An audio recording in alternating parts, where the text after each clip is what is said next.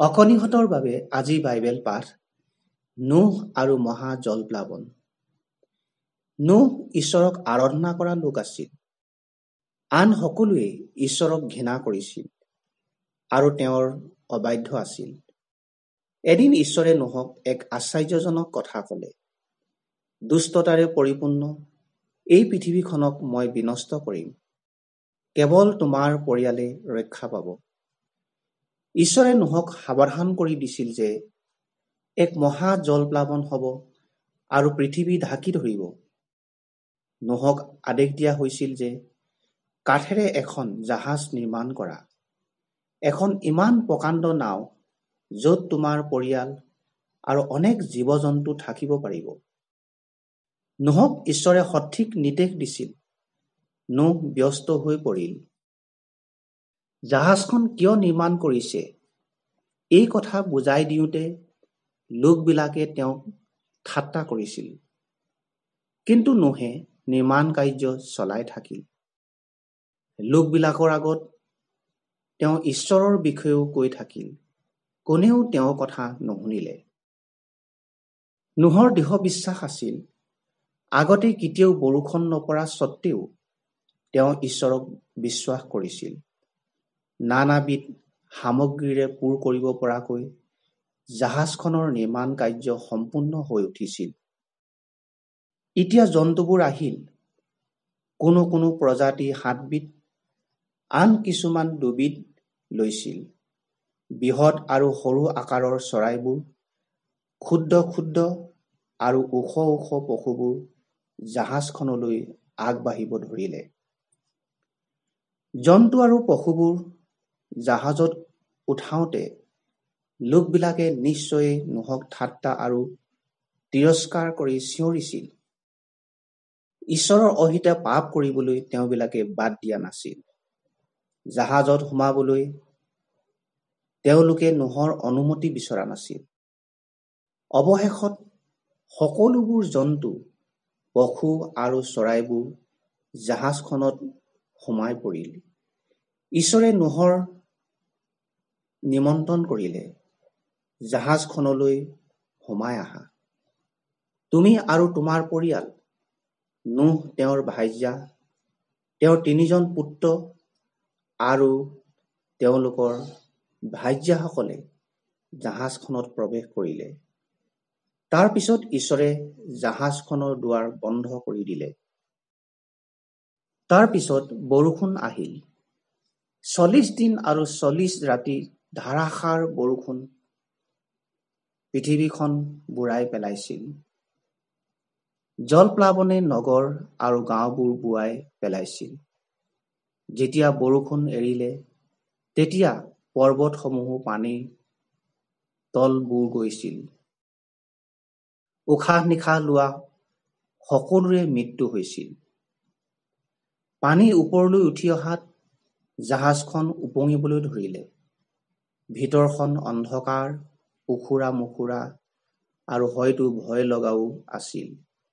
কিন্তু জাহাজখনে নোহক জলপ্লাৱনৰ সময়ত আশ্ৰয় দিছিল।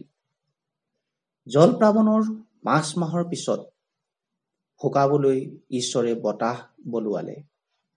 ধীৰে ধীৰে ওখ পৰ্বতমালা আৰাৰতত জাহাজখন ৰৈ গ'ল। পানী কমি নহালৈকে নোহ আৰু 40 দিন জাহাজখনৰ ভিতৰত থাকিল।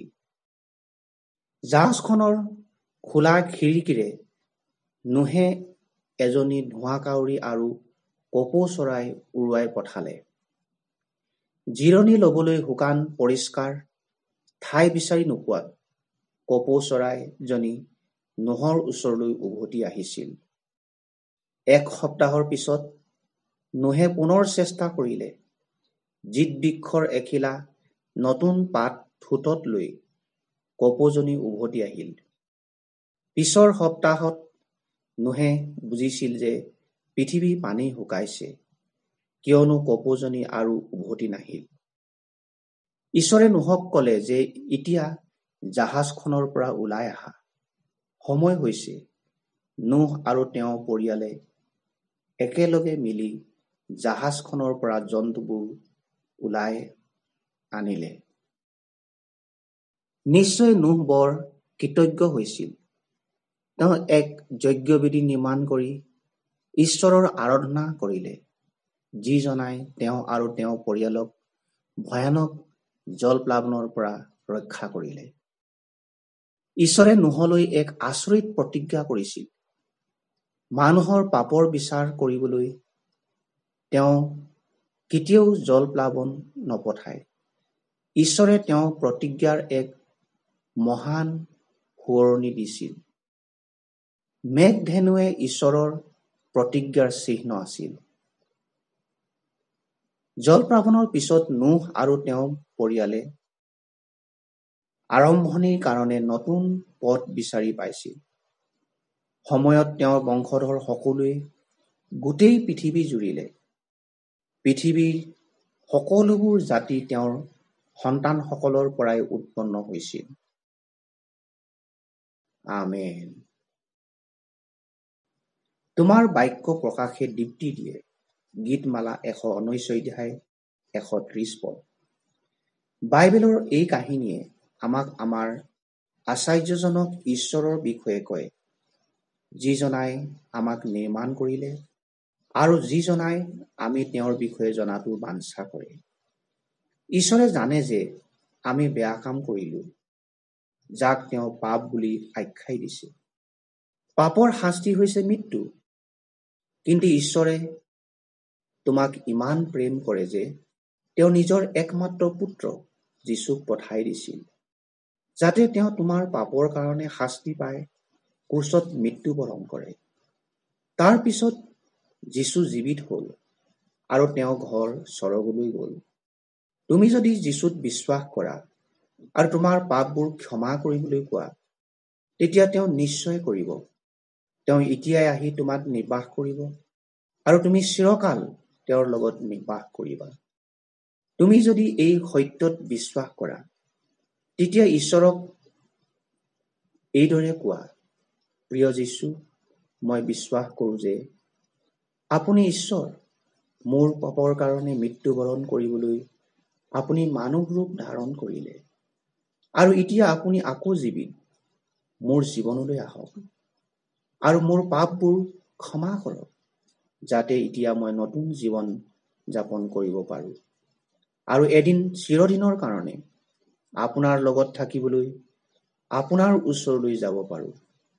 আপোনাৰ বাধ্য হৈ আপোনাৰ সন্তানৰ দৰে আপোনাৰ কাৰণে জীয়াই থাকিবলৈ মোক সহায় কৰক। আমেন। নোহ আৰু মহা জলপ্লাৱন। ঈশ্বৰৰ বাক্য বাইবেলত এই কাহিনীটি পোৱা যায়। আদি পুস্তক 6 অধ্যায়ৰ পৰা 10 অধ্যায়। তোমাৰ বাক্য প্ৰকাশে দীপ্তি দিয়ে। গীতমালা 119 অধ্যায় 130 পদ।